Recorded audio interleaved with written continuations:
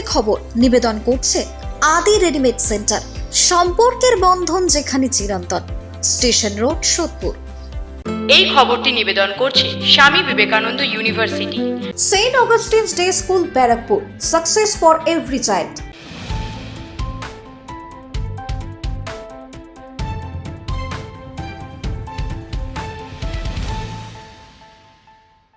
নমস্কার, আপনারা দেখছেন নিউজ বঙ্গ টাইম। 7টায় বঙ্গের খবর নিয়ে আপনাদের সাথে আমি দিশা।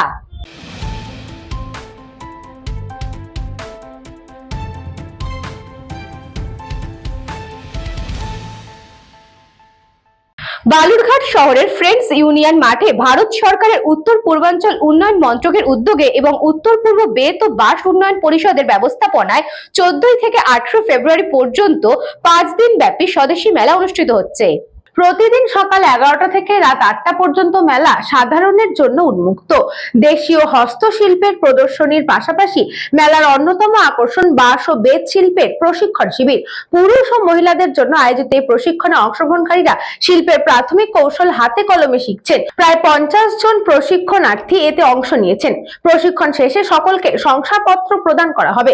আয়োজকদের মতে এই উদ্যোগ স্বদেশী শিল্পের প্রসার ঘটানোর পাশাপাশি কর্মসংস্থান ও আত্মনির্ভরতার সুযোগ তৈরি করবে। মেলাকে ঘিরে স্থানীয় মানুষদের মধ্যে উৎসাহ লক্ষ্য করা গিয়েছে।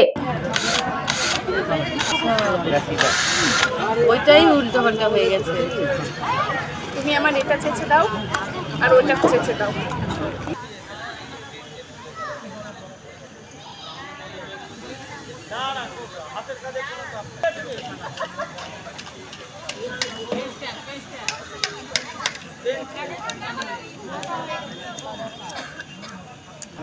খুবই ভালো লাগছে। 5 দিনের প্রশিক্ষণ ছিল, কিন্তু শিখেছি অনেক কিছুই। বর্তমানে একটা প্রে করা শিখছি, তারপরে ফোন স্ট্যান্ড শিখেছি, আরও অনেক গ্রুপ অনেকভাবে শিখেছে। প্রত্যেকটা গ্রুপকে আলাদা আলাদা করে শিখাচ্ছে স্যাররা। খুব ভালো প্রশিক্ষণ হচ্ছে। আরও যদি বেশি দিন হয় তাহলে ভালো হবে। আর এটাই খুব ভালো। এরপরেও আরও যতজন আছে যারা বাঁশের কাজে ইন্টারেস্টেড তারা যোগাযোগ করতে পারেন এই স্বদেশী মেলার টিমের সাথে। ট্রেনিংটা চলছে 14 তারিখ থেকে 18 তারিখ পর্যন্ত। এই ট্রেনিংয়ে স্বদেশী মেলা উপলক্ষে ট্রেনিং চলছে। এই ট্রেনিংয়ে আমাদের উত্তর পূর্ব ভারতের শিল্প আর এখানকার শিল্প সমন্বয় হচ্ছে। মানে আমাদের এখানে মাস্টার ট্রেনার আছে অরুণাচল থেকে, আসাম থেকে, ত্রিপুরা থেকে। তারা তাদের যে কলা কৌশলী এদেরকে শেখানো হচ্ছে। এই ট্রেনিংয়ে এই 5 দিনের মধ্যে অনেকেই কিছু কিছু জিনিস বানিয়েছে অলরেডি। এরা কেউ মোবাইল স্ট্যান্ড বানিয়েছে, কেউ ফ্লাওয়ার স্ট্যান্ড বানিয়েছে, কেউ ফুলদানি বানিয়েছে, আরও ল্যাম্পশেড বানানো হয়েছে। আরও চলছে, দেখা যাক আরও আমরা কাজ করতে পারি। তো এটা হচ্ছে একটা সজাগতা শিবিরও বলতে পারেন। 5 দিনে তো আর ভালো করে ট্রেনিং হয়নি, এটা একটা সজাগতা শিবির। এই সজাগতা শিবির দেখা গেছে যে 50 জন অ্যাক্টিভলি পার্টিসিপেট করেছে এবং তারা খুব সুন্দর করে এই কাজটা শিখছে। এবং ভবিষ্যতে আমরা চাইছি এই কাজটা আরও আগে এগিয়ে নিয়ে যায়। বালুরঘাট থেকে বিদ্যুৎ কুমার মাহাতোর রিপোর্ট, নিউজ বঙ্গ টাইম।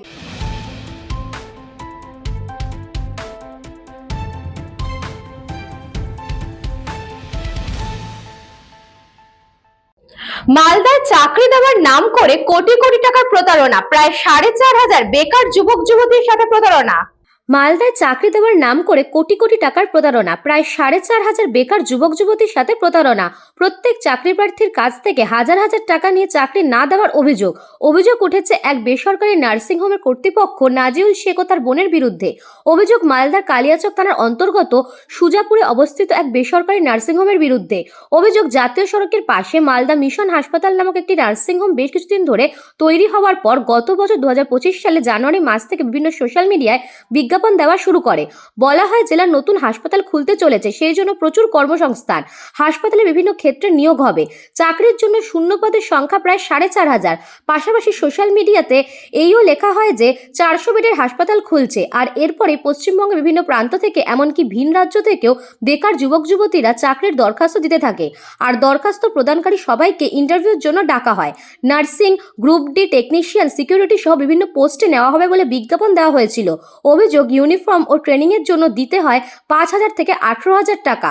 প্রতারিতদের অভিযোগ, প্রায় 4,500 বেকার যুবক যুবতীর কাছ থেকে তোলা হয় এই টাকা, যা হিসেব করলে দেখা যাবে কয়েক কোটি টাকা তোলা হয়েছিল প্রতারিতদের কাছ থেকে। ইন্টারভিউর সময় নার্সিং চাকরির জন্য আসা যুবতীদের প্রশ্ন করা হয় তারা কত টাকা বেতন নেবে। কেউ 12,000, কেউ 13,000 বললে তাদের নার্সিংহোম কর্তৃপক্ষ জানিয়েছিল 15,000 টাকা করে দেওয়া হবে। পাশাপাশি আরও অভিযোগ, ইন্টারভিউর পর ডকুমেন্ট ভেরিফিকেশনের ড্রেসের জন্য 5,000 টাকা নেওয়া হয়। এছাড়াও কারো কারো কাছ থেকে দ্রুত কাজে যোগ দেওয়ার জন্য আরও টাকা চাওয়া হয়। কারো কাছে 10,000, কারো কাছে 15, কারো কাছে 20,000 টাকাও নেওয়া হয় এবং বলা হয় আগামী 2 মাসের মধ্যে তারা কাজে যোগ দিতে পারবে। এদিকে 2 মাস থেকে 1 বছর পার হয়ে গেলেও কাউকেই কাজে যোগ দিতে বলা হয়নি। এরপরেই টনক নড়ে চাকরি প্রার্থীরা এরপর দলবদ্ধ হয়ে নার্সিংহোমের টাকা ফেরত চাইতে আসলে কোনো পাত্তাই দেওয়া হয় না, এমনকি অভিযোগ উল্টে হুমকি দেওয়া হয়। এদিকে প্রতারিতরা সকলে কালিয়াচক থানায় অভিযোগ জানাতে গেলে তাদের অভিযোগপত্র নেওয়া হয় না বলে অভিযোগ উঠেছে পুলিশের বিরুদ্ধে। শেষ পর্যন্ত প্রতারিত যুবক যুবতীরা জেলা শাসকের দ্বারস্থ হয়েছেন। 25 সালের মার্চ মাসের 1 তারিখ থেকে আমি জয়েন করেছিলাম ওখানে। ইন্টারভিউ স্টার্ট হয় 15 তারিখ থেকে, মানে মার্চ মাসের 15 তারিখ থেকে স্টার্ট হয়। আর ইন্টারভিউয়ের নাম করে এখন অবধি ওরা 4,600+ ক্যান্ডিডেট সিলেক্টেড করে নিয়েছে। ওখানে যেটা রিসিভ কপি দেওয়া হচ্ছে হাদি টেলার্স নামে, সেই রিসিভ কপিটা আমাদের টেলার্সের দোকান থেকে নেওয়া। আমাদেরকে বলা হয়েছিল যে 400 বেডের হসপিটাল হবে, যেটা হচ্ছে সেমি গভর্নমেন্ট। ওরা আদৌ এখন পর্যন্ত কোনো লাইসেন্স পায়নি, যেটা পেয়েছে হেলথ কেয়ারের লাইসেন্স সেটা 0 বেড। তা সত্ত্বেও ওরা 4,600+ ক্যান্ডিডেট নিয়েছে। 4,600+ ক্যান্ডিডেটের কাছ থেকে 5,000 করে টাকা নিয়েছে। আর কিছু জনের কাছ থেকে ট্রেনিংয়ের নাম করে 13,000 করে নিয়েছে। কিছু জনের কাছ থেকে আর্জেন্ট জয়েনিং বলে 50,000-এর আপে নিয়েছে টাকা।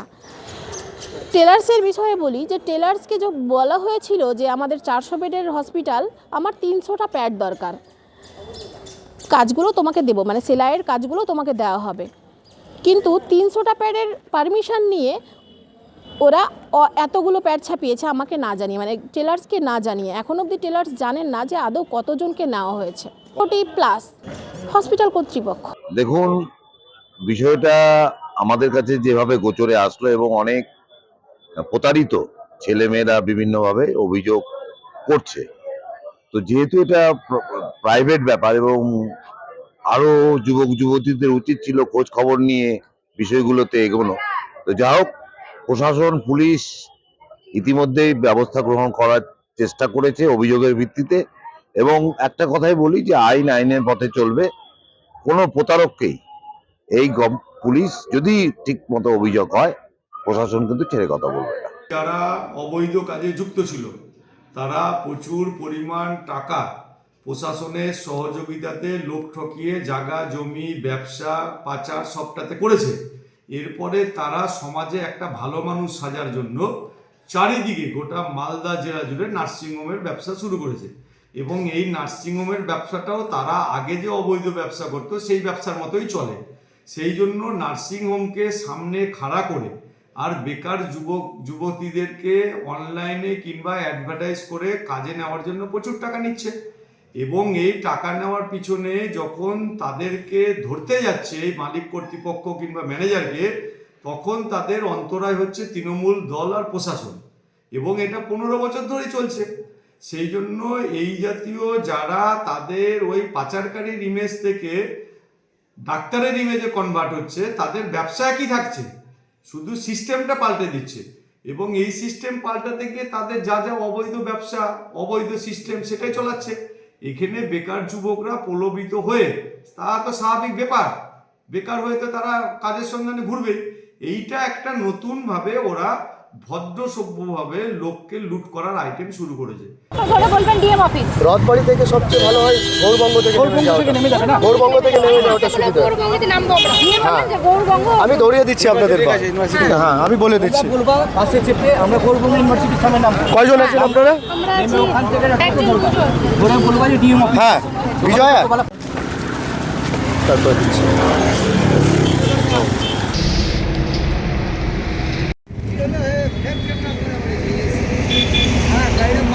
ছাড় দিত না।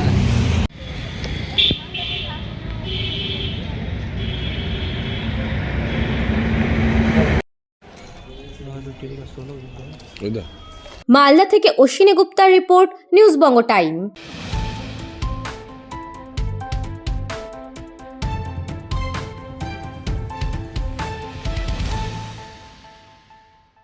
জলপাইগুড়ি জেলার বানারহাটে বাড়ি থেকে বেরিয়ে নিখোঁজ গণেশ চন্দ্র দাস, 12 দিন পেরিয়েও সন্ধান মেলেনি, চরম উদ্বেগ পরিবারে। বাড়ি থেকে বেরিয়ে নিখোঁজ হলো 61 বছর বয়সী গণেশ চন্দ্র দাস। তিনি বানারহাট থানার অন্তর্গত উত্তর নুনখাওয়া ডাঙ্গা এলাকার বাসিন্দা। পরিবার সূত্রে জানা যায়, গত 5 তারিখ সকাল 10টা নাগাদ তিনি স্বাভাবিকভাবে বাড়ি থেকে বের হন। দিনভর খোঁজ না মিললেও পরিবারের সদস্যরা প্রথমে ভেবেছিলেন তিনি কাছাকাছি কোথাও গিয়েছেন, কিন্তু সন্ধে ঘনিয়ে এলেও বাড়ি না ফেরায় উদ্বেগ বাড়ে বাড়িতে। পরিবারের তরফে আত্মীয়স্বজন ও পরিচিতদের সঙ্গে যোগাযোগ করা হয় এবং বিভিন্ন জায়গায় খোঁজাখুঁজি করা হলেও তার কোনো সন্ধান মেলেনি।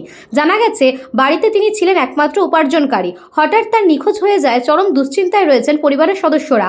পরিবারের দাবি, ঘটনার পর বানারহাট থানায় নিখোঁজ ডায়েরি করা হলেও 12 দিন পেরিয়ে গেলেও সক্রিয় ভূমিকা পালন করছে না পুলিশ। পরিবারের একটাই প্রার্থনা, অবিলম্বে যেন গণেশ চন্দ্র দাস সুস্থভাবে বাড়িতে ফিরে আসেন। কেউ তার সন্ধান পেলে পরিবারের সঙ্গে যোগাযোগ করার আবেদন জানানো হয়েছে। তো অত তারিখের কথা জানি না, ইংরেজি এই যে বিশুদ্ধ ছিল, বৌমা রান্না করছে, আমি মোছামুছি করছি, মোছামুছি করে পূজা টুজা দিলাম, পূজা টুজা দিয়ে কত 9:30 বাজে মনে হয়, যদিও তো অত জানি না আমি ছেলে। তখন আমি দুইজনে মিলে এখানে ভাত খেলাম, মিলে নাই তো ওনার মনে কি না কি আমি বলতে পারবো না। আমি তো স্বামী স্ত্রী হলেও বলতে পারবো না, না বললে কি খোলামেলা কি বলা যায়, বলতে পারবো না। তো খাইলো এই যে দুয়ারে বসে খাইছে, আমি বারিন্দাতে খাচ্ছি, খাইয়া দেয় তাকে ওই পাশের বাড়ির ওই বাড়িতে একটু ভিমুট হইতে গেছিস, যাই কাম নাই সময় একটু বৌমার সাথে ভিমুট হইতে গেছি, উঠাইতে গেছি। আর ছোটো বৌমা বাড়ির ছিল তখন কখন গেল হে বলতেও পারে না। আর উনি ওর মা ছিল ওই 10টার সময় ওদিকে বাইরে গেছে। এখন তো আজকে 14 দিন না খাওয়া না দাওয়া, এখন ওনার মনে কি আছে, মনে কি চাপছে, কি রাগ কি আমরা তো বলতে পারবো না। সুজি আনতে লাগবে। আমি তো বাড়িতে ছিলাম না, বাড়িতে মা বাবা বৌদিরা ছিল। 5 তারিখ সকাল 10টার দিকে উনি চলে গেছে, এখনো কোনো খবর নেই। তাই খোঁজাখোঁজ করছি, মিসিং ডায়েরি থানাতে দেওয়া হয়েছে, তো কোনো খবর হচ্ছে না। বাড়িতে কোনো সমস্যা নেই, আমাদের সাথেও কোনো ঝামেলা নেই, বাড়িতে সব কিছু ঠিক আছে, কোনো তো অসুবিধা হয়নি এই সামনে। তাই তো জানার চেষ্টা করতেছি, কেন গেলেন, কোথায় গেলেন, কীভাবে আছেন সেটাই জানার জন্য এত কিছু করা। খোঁজাখুঁজি হচ্ছে, তাও কোনো খবর হচ্ছে না, বাড়িতে চিন্তা। থেকে কোনো সাহায্য এখনো হয়নি, কোনো কিছু বলেনি। থানায় খালি মিসিং ডায়েরি দেওয়া হয়েছে। জলপাইগুড়ি থেকে খাদিমুল ইসলামের রিপোর্ট, নিউজ বঙ্গ টাইম।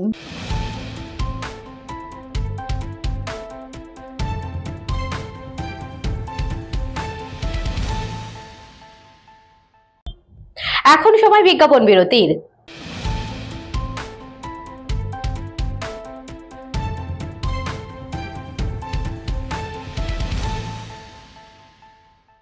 এই খবরটি নিবেদন করছে স্বামী বিবেকানন্দ ইউনিভার্সিটি। আপনার সন্তানের স্বপ্নের ভবিষ্যৎ গড়ে তোলার একমাত্র সঠিক ঠিকানা। যোগাযোগ 7044086270। St. Augustine's Day School, Barrackpur. Success for every child. Admission open session 2026 to 2027. Contact number 9007934555. পুরীর খাঁচা মানে আদি নৃসিংহ সুইটসের খাঁচা। স্বর্গদুয়ার থেকে মন্দিরে যাওয়ার রাস্তায় পিন্ডি প্যালেসের বিপরীতে মিলবে খাজার খাজানা আদি নৃসিংহ সুইটস।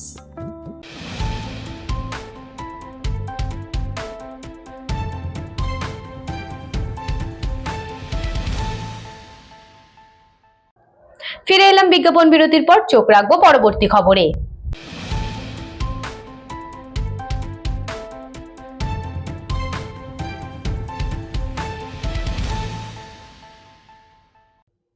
সুন্দরবনে মাছ ধরতে গিয়ে বাঘের আক্রমণে মৃত্যু মৎস্যজীবীর, রাত পর্যন্ত তল্লাশি চালিয়ে মৃতদেহ উদ্ধার। বাঘের আক্রমণে মৃত্যু হলো এক মৎস্যজীবীর। মৃত মৎস্যজীবীর নাম রামপদ বর্মন। মৃত মৎস্যজীবীর বাড়ি সুন্দরবন কোস্টাল থানার অন্তর্গত ছোট্ট মোল্লাখালীর 9 নম্বর কালিদাসপুর গ্রামে। তল্লাশি চালিয়ে মৃতদেহ উদ্ধার করে আনা হয়। সুন্দরবন কোস্টাল থানার পুলিশ মৃতদেহটিকে ময়নাতদন্ত পাঠিয়েছে। স্থানীয় সূত্রে জানা গিয়েছে, 9 নম্বর কালিদাসপুর গ্রামের মৎস্যজীবী রামপদ বর্মন প্রতিবেশী 2 মৎস্যজীবী রামপদ মণ্ডল ও শশী মিস্ত্রিকে নিয়ে গ্রামের বাড়ি থেকে সুন্দরবনের নদীখাড়ির উদ্দেশ্যে রওনা দিয়েছিলেন কাঁকড়া ধরার জন্য। 3 মৎস্যজীবী সুন্দরবনের চামটা জঙ্গলের নদীখাড়িতে আপন মনে কাঁকড়া ধরার দোন ফেলেছিলেন আলাদা আলাদাভাবে। সুযোগ বুঝে একটি বাঘ রামপদ বর্মনকে টার্গেট করতে থাকে। আচমকা সকলের অলক্ষ্যে রামপদ বর্মনের ঘাড়ে ঝাঁপিয়ে পড়ে বাঘ। নিঃশব্দে তাকে টানতে টানতে গভীর জঙ্গলে নিয়ে যায়। এদিকে বেশ কিছুক্ষণ ধরে সঙ্গীকে দেখতে না পেয়ে খোঁজ শুরু করে দুই সাথী রামপদ মণ্ডল ও শশী মিস্ত্রি। তারা বুঝতে পারেন যে বাঘ আক্রমণ করেছে। বাঘের পায়ের ছাপ অনুসরণ করে খুব সাবধানে রামপদকে খোঁজাখুঁজি করে সুন্দরবনের গভীর অরণ্যে। খুঁজতে খুঁজতে সন্ধে হয়ে যায়। খবর দেওয়া হয় প্রশাসন ও বন দপ্তরকে। শেষ পর্যন্ত খোঁজাখুঁজি করে ক্ষতবিক্ষত অবস্থায় পড়ে থাকতে দেখা যায় তার দেহকে। মৃতদেহ উদ্ধার করে গ্রামে ফিরিয়ে আনা হয়। অন্যদিকে বাঘের আক্রমণে পরিবারের একমাত্র উপার্জনকারীর মৃত্যুতে শোকে কান্নায় ভেঙে পড়েছে বর্মন পরিবার।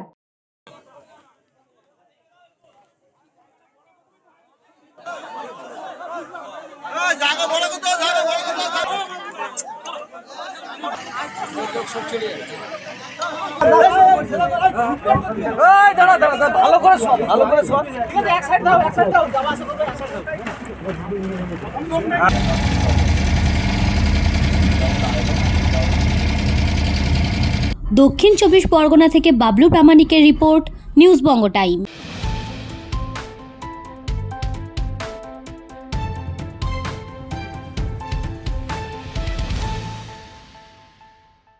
গোয়ালপুকুরের জেনগাঁও অঞ্চলে তৃণমূলের কর্মী সভায় উপচে পড়া ভিড় মহিলাদের। গোয়ালপুকুরে অঞ্চল ভিত্তিক কর্মী সভার আয়োজন করা হয়েছিল তৃণমূল কংগ্রেসের পক্ষ থেকে। এই অঞ্চল ভিত্তিক কর্মী সভার আজ শেষ দিন। এই দিনের এই কর্মী সভায় জনসাধারণের ভিড় জনসমুদ্রের আকার ধারণ করে। এই কর্মী সভা থেকে মুখ্যমন্ত্রী মমতা বন্দ্যোপাধ্যায়ের একাধিক উন্নয়নের বার্তা তুলে ধরেন তৃণমূল নেতৃত্বরা। এই কর্মী সভায় উপস্থিত ছিলেন উত্তর দিনাজপুর জেলা পরিষদের সহকারী সভাধিপতি গোলাম রাসুল, উপস্থিত ছিলেন তৃণমূল ব্লক সভাপতি আহমেদ রেজা, তৃণমূল মহিলা ব্লক সভাধিপতি সাবিনা ইয়াসমিন, তৃণমূলের সিনিয়র লিডার সফিউর রহমান, তৃণমূলের নেতা জয়নুল হক, জেনগাঁও অঞ্চলের প্রধান এবং অঞ্চল সভাপতি সহ একাধিক তৃণমূল নেতৃত্বরা। मेरे माँ और बहनें भी आप लोग मौजूद हैं, मेरे नौजवान भाई भी मौजूद हैं, मेरे चाचा और बुजुर्ग भी मौजूद हैं। मैं ज़्यादा टाइम नहीं लूँगा क्योंकि और भी दोषी लोग देशीते बोलना अच्छा होবে আর बढ़िया করে বুঝালো যাবে। আমি বলছি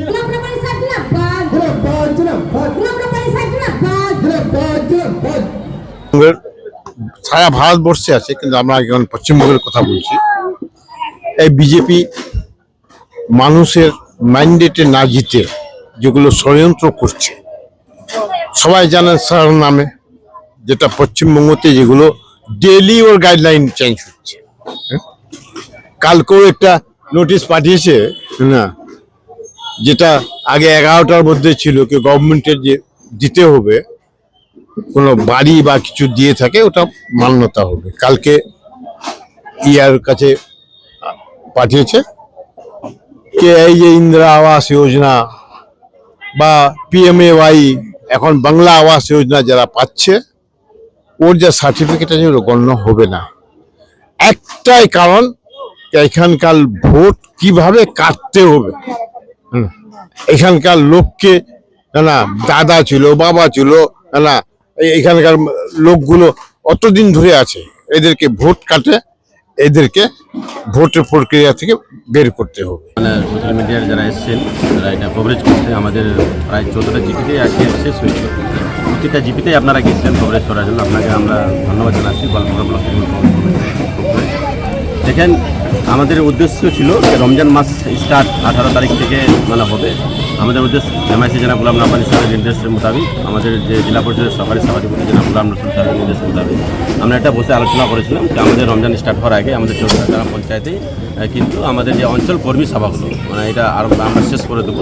তার মানে রমজান মাসে আমরা কোনো রকমের ইয়ে করবো না, শুধু আমাদের যে দাউদ ইফতার যে প্রোগ্রামটা হয় আমাদের মাননীয় আমাদের রেসপেক্টিভ এমআইসি জনাব গোলাম রাব্বানী সাহেবের তরফ থেকে, ওটা শুধু আমরা 14টা জিপিতে আমরা ওটা করবো। আমাদের 22 তারিখ থেকে ওটা স্টার্ট হয়ে যাবে। আমি ধন্যবাদ জানাই যে আমাদের 14টা গ্রাম পঞ্চায়েতে যেভাবে আমরা একটা অঞ্চল কর্মী সভা করার জন্য আমাদের বলা হয়েছিল ওনাদেরকে, কিন্তু যেভাবে আপনারাও দেখলেন আর সাধারণ মানুষও দেখেছে হলো যে অঞ্চল কর্মী সভা না, এটা কিন্তু জনসভার হচ্ছে কনভার্ট হয়ে গেছে সবগুলো। আজকেও যে আমাদের জনগাঁও গ্রাম পঞ্চায়েত সব থেকে 14টা গ্রাম পঞ্চায়েত সব থেকে ছোটো গ্রাম পঞ্চায়েত এটা, কিন্তু যেভাবে আমি দেখলাম এবং মানুষের মধ্যে যে মমতা বন্দ্যোপাধ্যায়ের একটা যে আস্থা আছে, আমাদের রব্বানী সাহেবের উপর যেটা আস্থা আছে, যে ভরসাটা, কিন্তু সাধারণ মানুষ এখানে এসে দেখলো যে না, আপনারাও একটা আমরা দেখলাম, দেখে একটু লাগলো যে না, একটা ইন্সপায়ার্ড হওয়া গেল।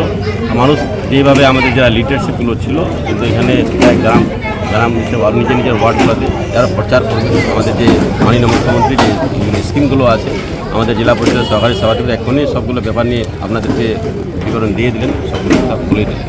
অসংখ্য ধন্যবাদ। আজকে আমাদের সর্বশেষ এই কর্মী সম্মেলন, তো আপনারা দেখতেই পাচ্ছেন প্রত্যেকটা অঞ্চলে আপনাদেরকে আমি দেখেছি, আপনারা কভার করেছেন। তো প্রত্যেকটা অঞ্চলেই কিন্তু আমাদের কর্মী সভা নয়, আমাদের জনসভায় পরিণত হয়েছে।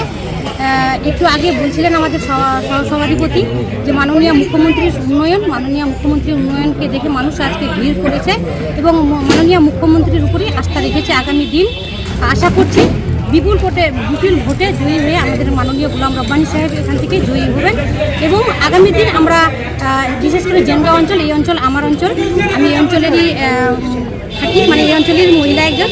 তো সেই হিসাবে আমি মনে করি যে হিসাবে মহিলা এখানে এসেছিলেন, তো 2021-এর যে মহিলার ছিল তাদের ছিল, সেই থেকে এবারে আশা করি প্রত্যেক বেশি পরিমাণে ভোট দিয়ে এবারে কিন্তু জয়যুক্ত করবে।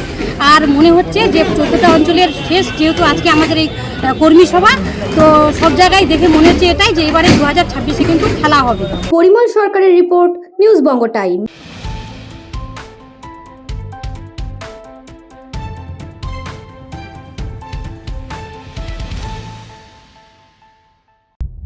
সাতটায় বঙ্গের খবর আজকে এই পর্যন্তই। দেখতে থাকুন নিউজ বঙ্গ টাইম।